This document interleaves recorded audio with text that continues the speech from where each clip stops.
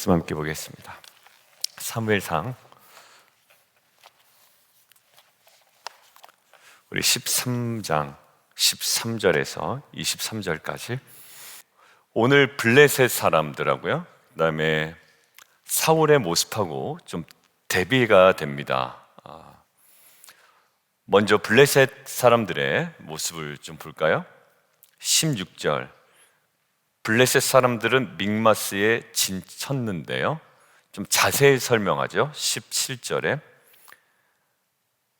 노략군들이 세대로 블레셋 사람들의 진영에서 나와서 한 대는 어디, 한 대는 어디, 한 대는 어디 향하였더라. 그리고 다시 한번 23절에 강조하는데 블레셋 사람들의 부대가 나와서 믹마스 어기에 이르렀더라.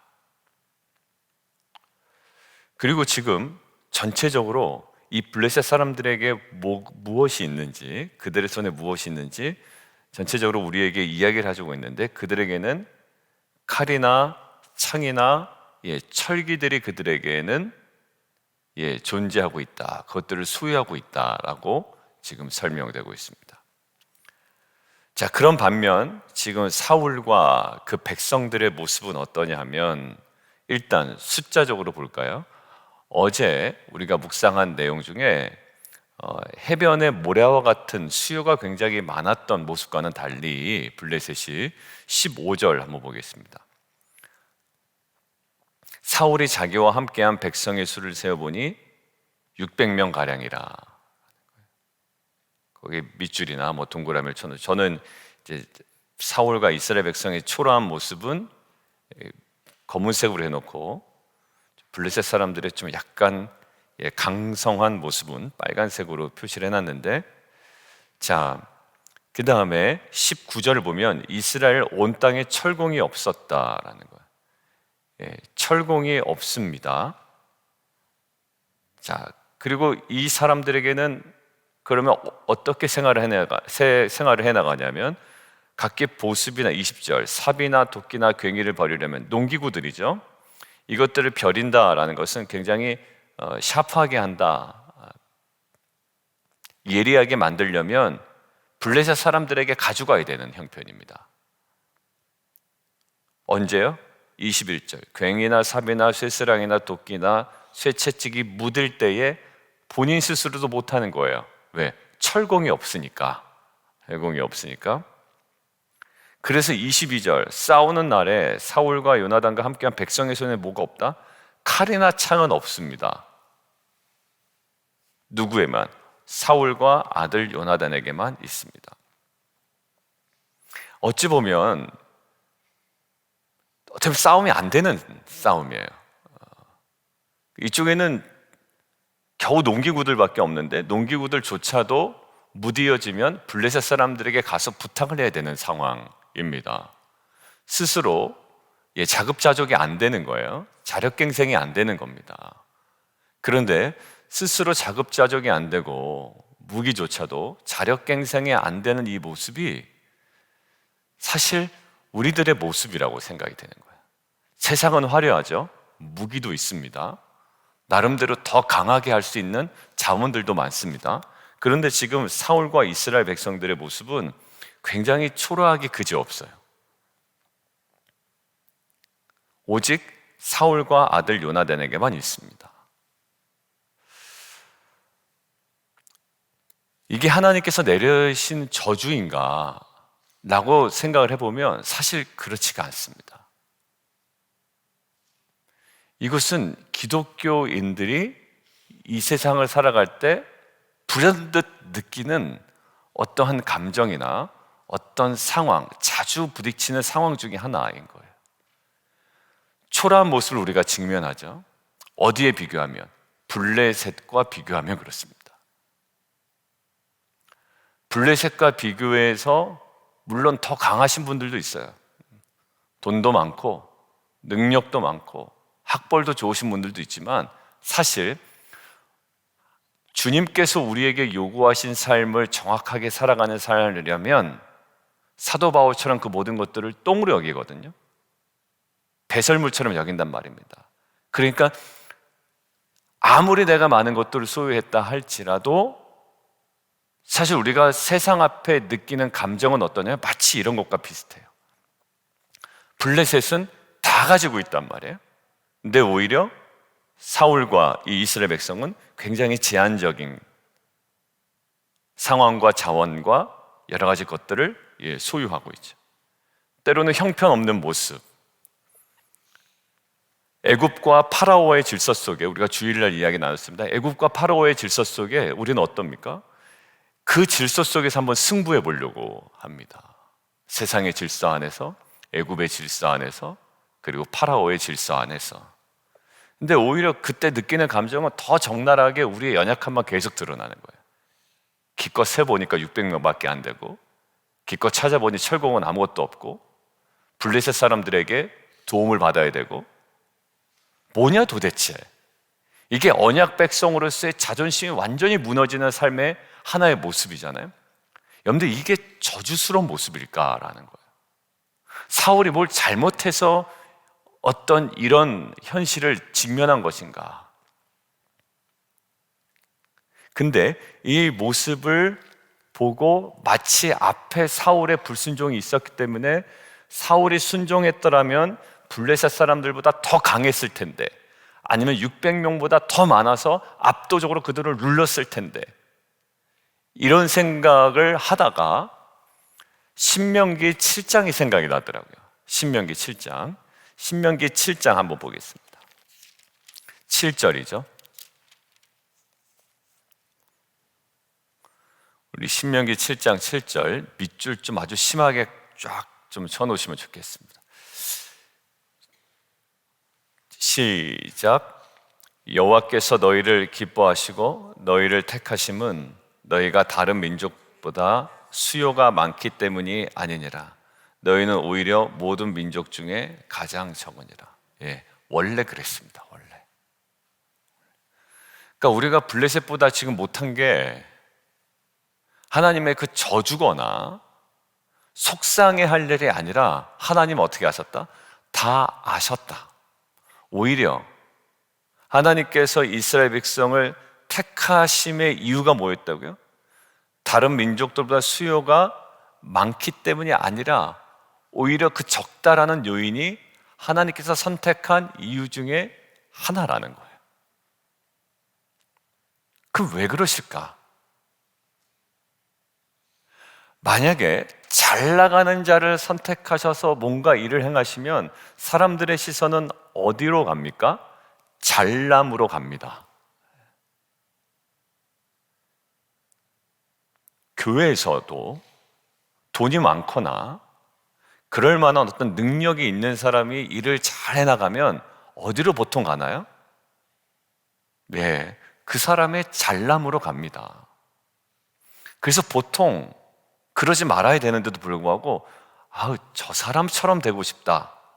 근데 그 사람처럼 되고 싶다라는 게 저 사람처럼 돈도 많고 능력도 많고 사람들이 좋아할 만한 학벌도 있어서 잘하고 싶다. 약간 이런 거죠. 하나님께서 이스라엘 백성을 왜 삼으셨다고요? 수요가 절대 많기 때문이 아니라는 거예요. 자, 근데 오늘 눈에 띄는 장면이 신명기 7장 8절로 계속 이어집니다. 자, 8절부터 제가 읽습니다. 여호와께서 다만 너희를 사랑하심으로 말미암아 또는 너희 조상들에게 하신 맹세를 지키려 하심으로 말미암아. 누구에게 근거가 있습니까? 전적으로 하나님께 근거가 있어요. 하나님의 사랑, 하나님의 신실함. 이것이 뭐가 된다고요? 로마서에 나오는 거? 언약의 신실하신 하나님을 우리가 뭐라고 부른다고요? 이제 하나님의 의라고 이야기했죠. 그 하나님의 언약의 신실하심으로 예수 그리스도를 보내신 것이 뭐가 된다? 하나님의 의가 된다라고 했죠. 자, 지금 이스라엘 백성을 택하신 것은 하나님의 사랑 그리고 하나님의 신실하심이에요. 그것으로 자기의 권능의 손으로 너희를 인도하여 내셨고 너희를 그 종되었던 집에서 애굽 왕 바로의 손에서 속량하셨나니. 이제 핵심 키입니다. 애굽과 비교해서, 블레셋과 비교해서, 주변 이방 민족들과 비교해서 항상 우리는 감정적인 열등감에 빠질 수밖에 없지만, 그러나 그러기 때문에 그런 상황 속에서 우리에게 요구되어지는 정말 힘있게 살아가는 능력이 있다라는 거예요. 7장 9절 함께 읽습니다. 그런즉 시작. 신실하신 하나님이시라. 그를 사랑하고 그의 계명을 지키는 자에게는 산대까지 그의 언약을 이행하시며. 오케이, 거기까지예요. 하나님은 어떤 하나님이시다? 신실하신 하나님입니다. 우리가 신실하다고 할 때 로마서를 이미 공부했기 때문에 압니다. 신실하다고 할 때 신실함이 뭐다? 언약에 신실하시다. 그러니까 똑같죠. 로마서에서도 하나님의 의, 언약에 신실한 하나님의 의를 얘기하면서 우리에게 요구하는 게 뭡니까? 오직 의는 무엇으로 산다? 언약에 대한 신실함으로 산다. 믿음으로 산다라고 그랬죠. 보십시오. 신실하신 하나님 앞에 우리의 태도가 어떠해야 된다고요? 그를 사랑하고 그의 계명을 지키는 자. 우리는 600명밖에 없냐고 투덜대고, 우리는 왜 철공이 없느냐고 투덜대고, 왜 기껏 우리는 이 무기를 자급자족도 못하냐, 심지어 농기구까지도 예리하게 만들려면 왜 그들에게 차가가야 되는, 이렇게 비참하고 어찌 보면 초라한 모습일 수밖에 없냐라고 이야기하지만, 하나님은 그럼에도 불구하고 그것이 우리에게 절대적인 기준이나 그 세상을 이기는 힘은 아니라는 거예요. 그들보다 더 많이 가져서 수요가 많아서 이기는 것이 아니라, 이것은 철저하게 무슨 싸움이다? 우리가 하나님을 얼마나 사랑하느냐의 싸움이고, 우리가 얼마나 하나님의 계명을 지키느냐의 싸움이라는 거예요. 근데 우리는 항상 외부적인 요인으로 삼죠. 경기가 어려워서 안 좋고, 나는 남보다 없어서 안 되고, 맨날 그 타령이 사실 저와 여러분의 타령 아닙니까? 저 사람만큼만 있었어도 내가 그렇지 않을 텐데 라는 거예요. 근데 이거 무슨 싸움이다? 내가 얼마나 하나님을 사랑하느냐의 싸움이에요. 여러분들, 이것들을 보니까 무엇이 생각나냐면, 베드로에게 예수님께서 그 사명을 맡기실 때 얼마나 훈련받았냐, 얼마나 성격이 좋으냐고 물어보지 않아요. 무엇을 물어보시죠? 네가 나를 사랑하느냐라는 질문을 3번이나 물어보죠. 결국 뭐냐면, 하나님께서 얼마나 사랑하느냐를 요구하시고, 사랑하는 것이 실체가 뭐다? 계명을 지킨다는 것이 복음서에도 나와 있죠. 너희가 나를 사랑하면 나의 계명을 지킨다라는 거예요. 얼마나 사랑하느냐의 싸움. 그러니까 신명기에 뭐가 나오죠? 이제 약속의 땅에 들어가야 되는 이스라엘 백성에게 모세가 이야기하는 뭡니까? 너희는 마음과 뜻과 힘과 정성을 다하여 뭐 하라고요? 전쟁 준비하라가 아니라 너의 하나님 여호와를 뭐하라? 사랑하라라는 거예요. 오늘 시작은 굉장히 비참하게 시작을 했습니다. 600명밖에 안 돼. 어제는 3,000명이라도 있었잖아요. 이쪽이 2,000명, 이쪽이 1,000명. 다 도망갔습니다. 600명밖에 안 돼. 철공도 없어. 무기도 없어. 농기구도 이렇게 가려고 그러면 또 그들에게 차가가야 돼. 이들은 철무기도 가지고 있고, 지금 세대로 나눠서 진치고 있고, 지금 비교가 안 되는 싸움 아닙니까? 그런데 이들에게는 혈과 육의 싸움을 우리가 벌이는 게 아니에요. 우리들의 육체는 뭐라고요? 무기가 아니요. 그러나 강하오. 왜요?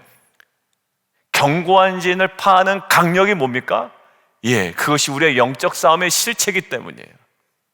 우리의 혈과 육으로 싸움이 아니라 이제는 영으로의 싸움이고, 무엇에? 하나님을 얼마나 사랑하느냐의 싸움이에요. 그러니까 우리가요, 세상과의 싸움에서도 그렇고 주변 지체와의 싸움에서 항상 거기 있습니다. 내가 쟤보다는, 여러분들 여기서 빨리 헤어나오셔야 되는 거예요. 그래봤자 더 돋보이지도 않습니다. 어디서 승부를 걸어야 되냐면, 내가 얼마나 오늘 하루 하나님을 사랑하느냐의 싸움이에요. 그 안에서 해결이 됩니다. 열등감도 해결이 되고, 우리 안에 있는 상대와의 비교에서 우월감, 열등감, 그 모든 것에서 자유로울 수 있는 게 뭐냐? 내가 하나님을 온전히 사랑하고 이 계명을 지키는 거예요. 약속의 땅은 어떤 땅이다? 수고의 땅이 아니라 순종의 땅이라고 얘기했습니다. 근데 우리가 정말 그 순종을 못해요. 그런데 하나님은 무엇을 요구할까요? 다른 거 아닙니다. 7장 9절, 우리 하나님이 되게 뭐 굉장한 걸 요구하시던가요? 아니요. 항상 똑같은 말만 되풀이 하시죠. 왜? 그걸 그렇게 안 하니까, 인간들이. 네. 지금 보면 하나님 굉장히 단순한 걸 계속 요구하시죠. 근데 제가 아주 인상적인 글을 하나 읽었어요. 어떤 글이었냐면, 영국의 정치가가 한 얘기인데, 이 정치가가 한 얘기를 어떤 목사님이 인용을 하셨더라고요. 이렇게 되어 있습니다. 가장 충고의 말이 필요한 사람들이 충고를 싫어한대요. 근데 오히려 충고가 필요 없는 사람들은 충고를 잘 듣는다는 거예요. 그렇죠. 오히려 참 영적으로 저 사람은 저 정도면 됐다라는 사람들은 계속 그 남의 충고도 받아들이고 음성도 듣고 막 이러는데, 오히려 우리가 볼 때 정말 충고가 필요한 사람들은 충고를 그토록 싫어한다는 거예요. 그게 뭐였을까? 이스라엘 백성들의 모습이고 사실 저와 여러분의 모습이에요. 그런데 오늘 눈이 번쩍 뜨이는 본문이 이제 오늘 본문에 하나 나오죠. 자, 13절입니다. 14절부터 읽어야 되겠네요. 14절 제가 했습니다. 지금은 왕의 나라가 길지 못할 것이라. 자, 보십시오. 왕의 나라가 길지 못할 것이라, 이 이야기를 들으면 어떤 느낌이 들어요? 당연하다라는 생각이 들 겁니다. 왜?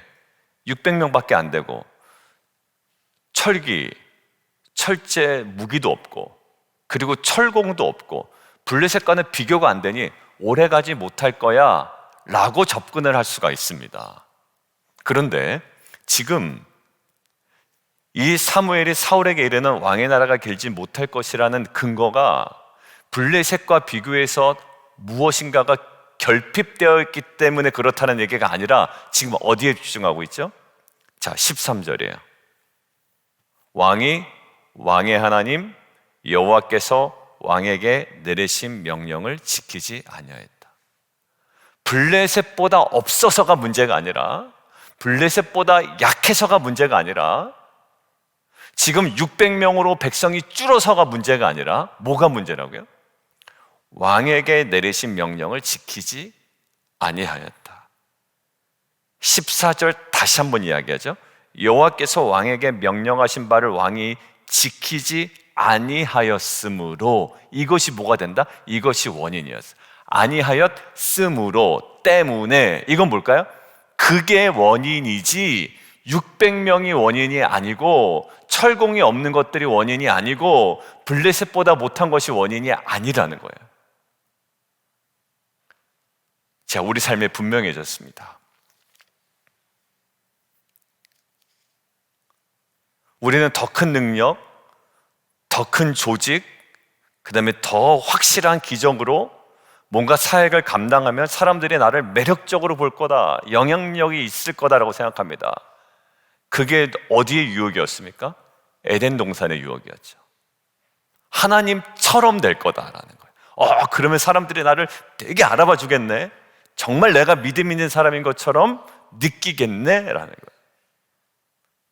근데 똑같은 유혹을 누가 당하셨죠? 예수님이 당하셨죠. 광야에서. 너 나한테 절해봐라, 너 큰 권세를 주면 사람들이 아주 매력적으로 볼걸? 그때서야 네가 메시아인 줄 사람들이 알걸? 너 배고프잖아, 돌을 떡으로 만들어봐 라는 거예요. 자, 근데 결국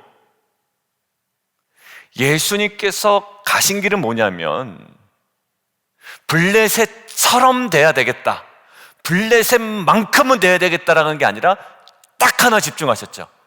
나를 보내신 아버지의 뜻에 온전히 삶의 포커스를 정확하게 맞춰갑니다. 그러니까 그 모든 것들을 다 가지치기를 할 수 있는 거예요. 여러분들 왜 자꾸 엉뚱한 거를 끌어안고 살까요? 이것도 필요할 거고 저것도 필요할 것 같고. 왜냐하면 정확한 것 하나가 없기 때문에. 여러분들, 제가 이사하면서 정말 이제 이거 하나 가지고 내가 사용해야겠다라고 괜찮은 물건을 하나 딱 사놓은 순간 제 안에 일어난 행동이 뭘까요? 버립니다. 이거 내가 왜 이렇게 붙잡고 있었나. 버려. 이사하기 전에 버리고 이사하고 나서 버리고.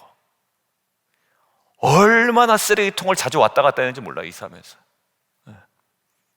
그리고 많이 줄어들었습니다. 줄어들기. 이번 이사는 정말 많이 줄어들었는 것 같아요. 하기 전에 급하게도 줄이고 하고 나서도 지금 계속 줄여나가고 있고. 마찬가지, 가지치기가 명확해지죠. 우리 교회의 비전 볼까요? 더 큰 세상의 권세로 영향력을 발휘해 보려고 뭘까요? 세상의 인류가 되어서 빛과 소금의 사명을 감당한다고 우리의 비전에 그렇게 나와 있지 않아요. 뭘까요? 하나님께서 우리에게 명하신 십자가의 삶으로 빛과 소금의 사명을 감당하는 교회가 되기를 원하는 거예요. 왜? 주님께서 우리에게 본을 보이시고 우리로 하여금 따라오게 하신 길이 그 길이기 때문에 걸어가는 것이지, 멋있어서 걸어가는 것도 아니고 더 나아 보여서 걸어가는 것이 아니에요. 예수님이 철저하게 블레셋만큼 블레셋처럼이 아니라, 애굽처럼이 아니라, 출애굽한 이스라엘 백성 오십시오. 철저하게 하나님께서 그들로 하여금 끊어내기를 원하신 것이죠. 애굽에서 종되었던 그들, 파라오의 질서, 애굽의 질서, 죄의 지배에서 완전히 벗어나기를 원하죠. 그러면서 그들에게 줄곧 얘기하는 게 여호와 하나님을 힘과 마음과 뜻과 정성을 다하여 사랑하는 거예요. 그것이 계명을 지키는 것이고, 그것이 뭘까요? 상대적 우위나 상대적 박탈감이나 상대적 결핍에서부터 온전히 자유로워 이 세상을 살아가는 온전한 능력이 바로 이곳에 있음을 얘기합니다. 그런데 어디서 실패했나요? 사울이 가장 결정적인 그 지점에서 실패했던 거예요. 우리는 남편이 사업이 잘 됐으면 우리가 성공했을 텐데, 아니요, 그렇지 않아요. 사업 성공해도 성공했기 때문에 가정의 그 성공 때문에 어려워지는 경우도 있죠. 여러분들, 우리는 항상 원인과 근거를 그런 데다가 둔단 말이에요. 근데 하나님은 굉장히 마이크로하게 가장 작은 부분에 두시죠. 어디에? 너와 나와의 관계에 좀 그 부분에 집중 좀 해봐 제발, 이렇게 얘기하시는 것 같아요. 막 되게 허풍을 떤단 말이야. 내가 이렇게 되면 교회도 짓고 막 얘기할 때 하나님께서 막 다 가지치기 하시면서 좀 이렇게 사랑에 어떻게 보면 볼기짝도 때려가시면서 얘기하신 게 뭐냐면, 그런 거 자꾸 이렇게 좀 허황된 생각 하기 전에 먼저 나를 사랑하고 이 계명을 지키는 정말 가장 궁극적인 자리를 회복해 나가기를 원하는 거예요. 여러분들, 교회에 있다 보면 막 비전이라는 미명 아래 엄청난 많은 일들이 일어나죠. 많은 대화도 일어나고. 근데 정말 그 모든 것들이 어디서부터 출발돼야 될까요? 이 격차를 어떻게 우리가 줄여나가야 될까요? 더 많이 가짐으로? 아니요, 하나님을 사랑함으로. 그 사랑이 우리에게는 없었던 것이고, 예수님께서 베드로에게 그 사랑을 요구하셨던 것이고, 출애굽한 이스라엘 백성에게 다른 실제적인 문제가 아니라 정말 너희가 마음과 뜻과 힘과 정성을 다하여 여호와 하나님을 사랑으로 했던 이유가 바로 거기 있었던 겁니다. 그런데 사울은 그것에 실패하게 됩니다. 그러나 사랑하는 성도 여러분들, 우리가 오늘 이 사울의 모습을 거울 삼아 오늘 신앙의 모든 거품을 좀 다 빼고 오늘 그 하나님과의 관계, 그 사랑과 이 계명에 순종하는 이 우리의 온전한 신앙의 부분이 회복되기를 원하고요, 그 안에서 하나님께서 일하시는 것들 저희가 좀 경험했으면 좋겠습니다. 우리 함께 좀 기도하며 나가도록 하겠습니다. 우리 함께 좀 기도하는데요, 같이 기도할 때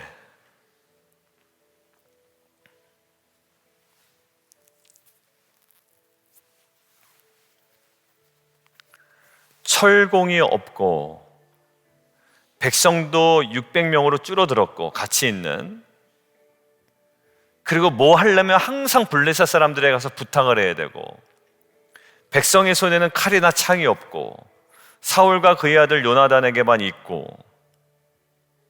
블레셋과는 정말 비교가 안 되는, 때로는 굉장히 초라한 모습이라고요. 결국 왕의 나라가 길지 못할 것이라는 게 그런 요인들 때문에 동의가 됩니다. 그런데 그 문제가 아니라는 거예요.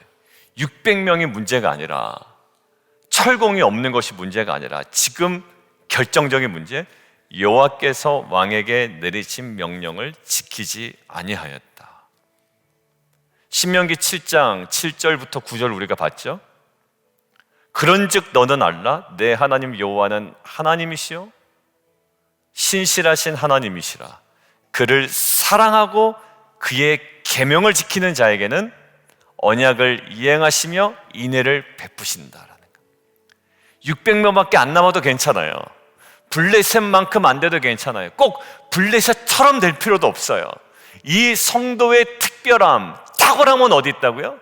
세상 사람들처럼, 그런 나라들처럼, 그런 나라들만큼이나 되는 게 아니라 이스라엘 백성에게 요구하신 하나님의 명령처럼 하나님을 사랑하는 거예요. 그리고 그 사랑하는 것이 뭐게? 이 복음서에서 나오는 계명을 지키는 거예요. 이 사울이 실패한 자리, 아담이 실패한 자리가 아니라 예수님께서 정말 승리를 거두신 이 순종의 자리를 우리가 회복해 나가는 귀한 공동체가 되었으면 좋겠습니다. 우리 함께 기도하며 나가도록 하겠습니다.